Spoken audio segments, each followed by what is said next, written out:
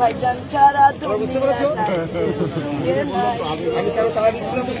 আমি পাগল বলবো কেউ বলেছে?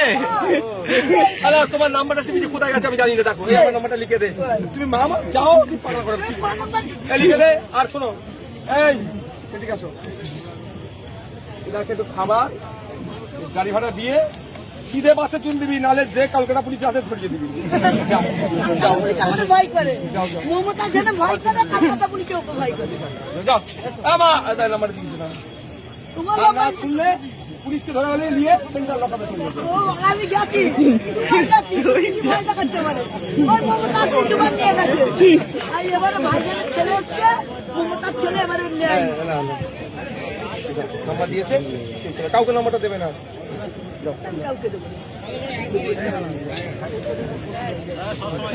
তুমি যাও, এবার শুধু রাগ হয়ে যাচ্ছে আমার, আমার রাগ হয়ে যাচ্ছে যাও না।